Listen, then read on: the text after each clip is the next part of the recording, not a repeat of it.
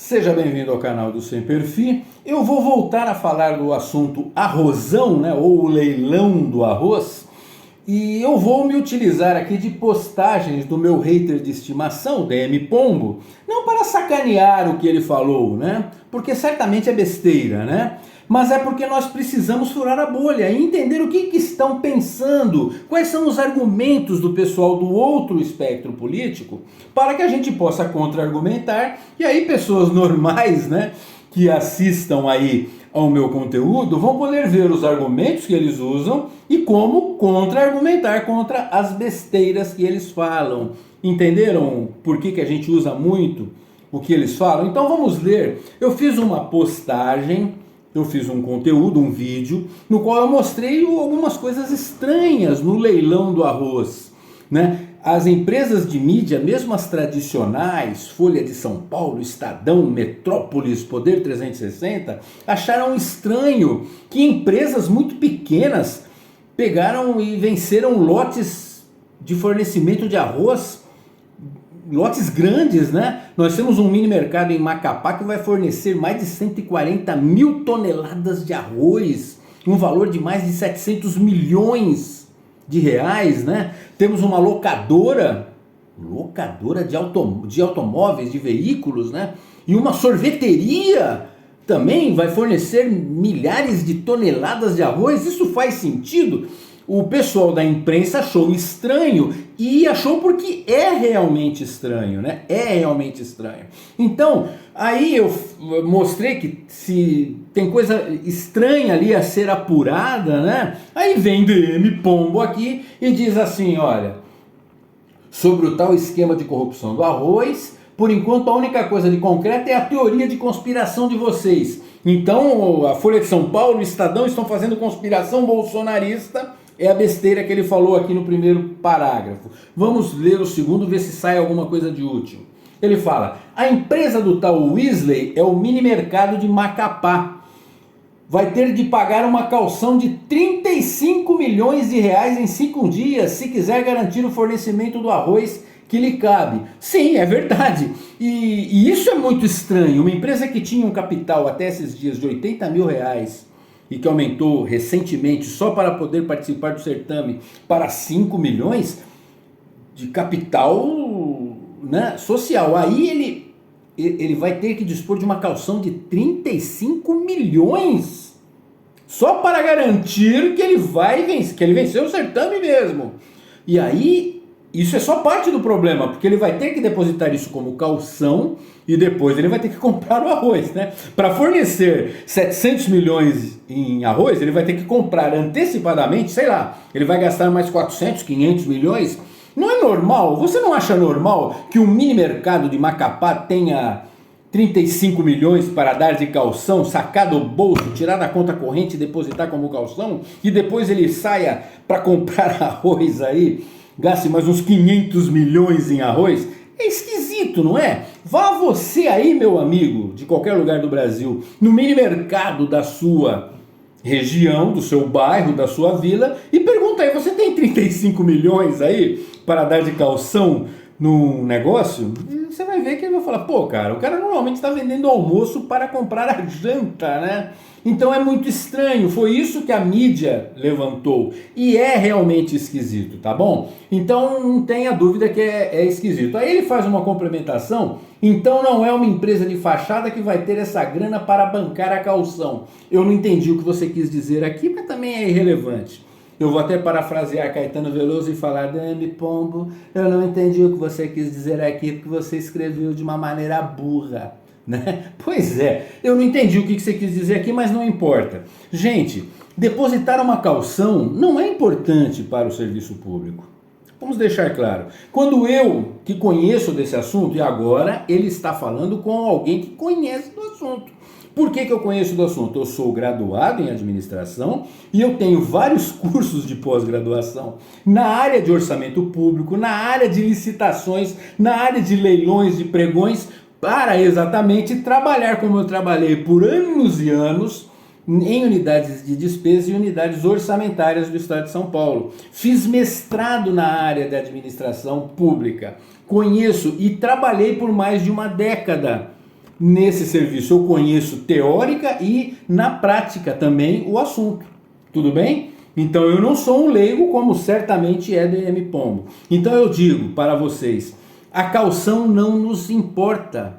Não nos importa. Por exemplo, quando eu era lá chefe de uma unidade orçamentária do Corpo de Bombeiros e eu fazia lá uma licitação para a compra de, por exemplo, botes infláveis, a empresa que ganha o certame, ela tem que depositar uma caução. A caução é uma garantia de que ela tem capacidade financeira para fazer o negócio.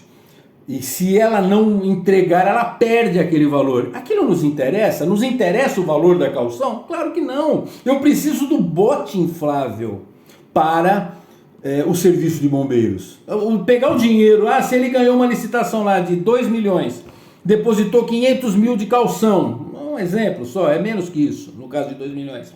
Mas ele perde o valor da caução, o que eu faço? Eu pego aquele dinheiro e devolvo para o Estado e eu não tenho os botes que eu precisava. Então, para a administração pública, a caução é só uma exigência, mas nós não estamos atrás disso. Então, o fato do cara depositar a caução, que já é esquisito ele ter esse valor, esse numerário para depositar a caução, já é esquisito, não ajuda em nada. Ele precisa ter capacitação técnica e capacidade financeira para executar, né, o que ele se propôs.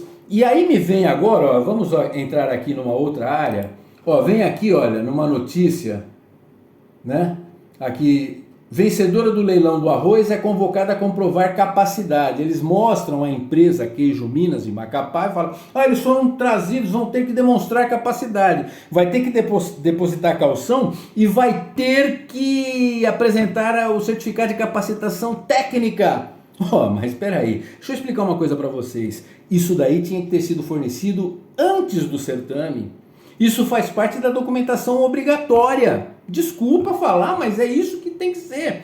A empresa precisa demonstrar que tem capacidade financeira e que tem capacidade técnica para atuar nessa área antes do certame, para se inscrever para o certame. Não é depois que a empresa ganhou o leilão em que a mídia grita e que a empresa é chamada pela Conab a apresentar. Isso já deveria estar lá, né? Então é uma inversão. É assim que deveria ser, não faz sentido. Eu cansei de invalidar empresas que faziam propostas, que participavam de leilões, de pregões eletrônicos como esse. Eu cansei de invalidar a participação por não entrega de capacitação. A gente ia lá e falava, não, você não pode participar, você não é capaz, você não demonstrou que é capaz ou financeiramente ou tecnicamente para participar ou para entregar o serviço ou o que você se propõe a entregar. Então, cansei de fazer isso, hein? Inviabilizei várias empresas de participarem de certames enquanto era dirigente de unidade de despesa e de unidade orçamentária. Simplesmente não deixava participar. E quando acontecia da empresa participar e a gente perceber depois que, olha, não faz muito sentido, a gente percebia problemas depois, a gente cancelava o pregão, porque é muito melhor você cancelar o leilão e já começar a fazer outro, que você consegue fazer outro em 20 dias, do que você ficar insistindo, depois a empresa rói a corda, que é um termo que a gente usa, e você rói a corda lá em setembro, outubro, quando já está acabando o ano fiscal, e você não tem como fazer outra licitação e você perde a oportunidade de fazer aquela compra de equipamentos que você precisa. Não é? Então, não. Tá tudo ao contrário aqui, tá tudo muito esquisito aqui nesse negócio. Não era agora a hora de pedir a capacidade a comprovar capacidade financeira e técnica. Não era a hora, já devia ter sido comprovada antes, né? Então vamos voltar aqui às postagens de DM Pombo. Vamos voltar aqui. Aí num outro momento, quando eu faço um comentário, ele fala assim, olha...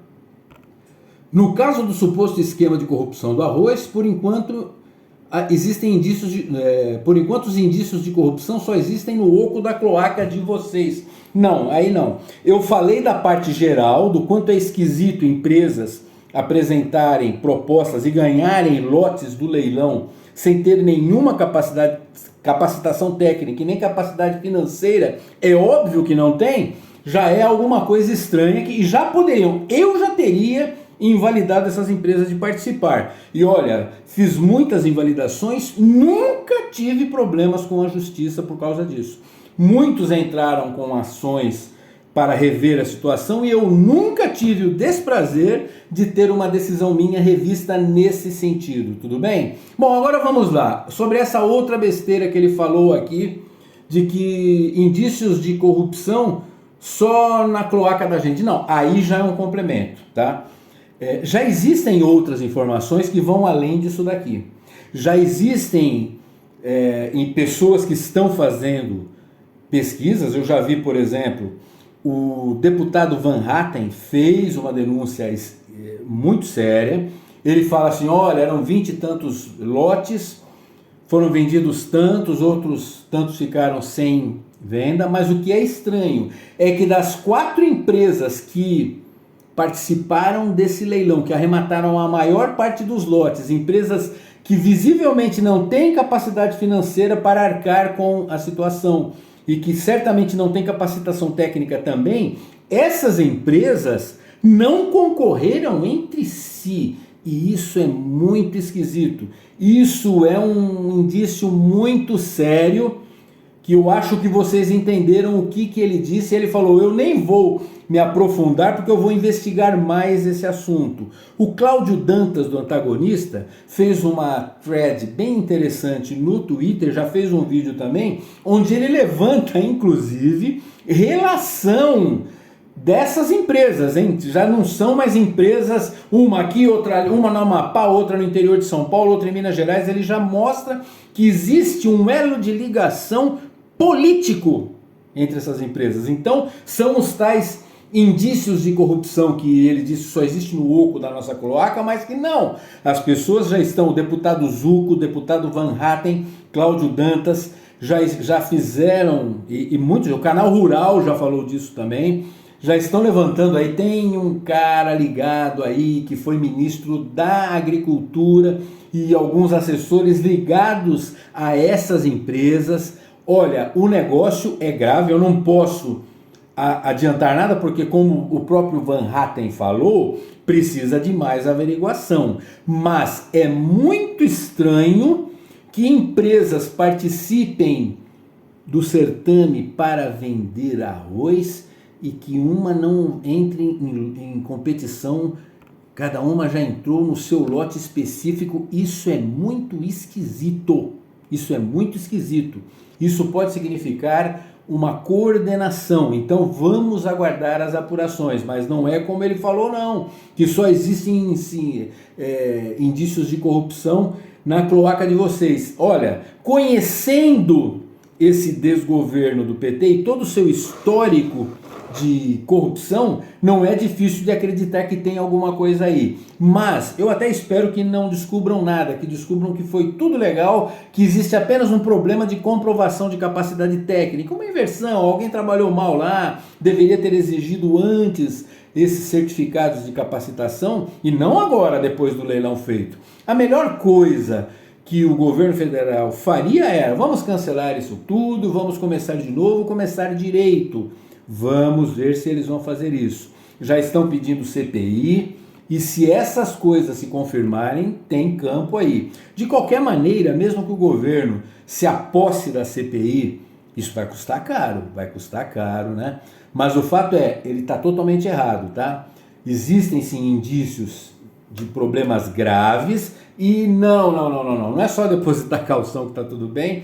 Não é. Senão não precisaria de todas as documentações que são necessárias para a habilitação que estão sendo exigidas só agora, né? A ver que coisa.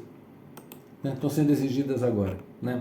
Então tá bom? Então vamos lá, olha. Agora, aqui é curioso, um mercadinho, porque olha, só essa parte, tá? Essa outra parte aqui do mercado que aparece nas imagens, ela, se você ampliar a imagem, você vai ver. Fechamos, estamos atendendo ao lado. Então o outro lado lá, o Queijo Minas é só essa parte aqui.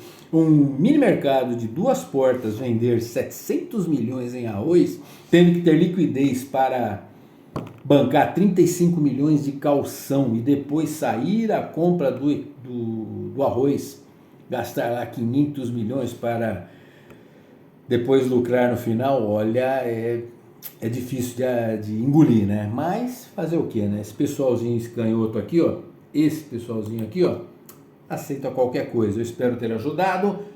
Aguardem os próximos conteúdos do canal Sem Perfil.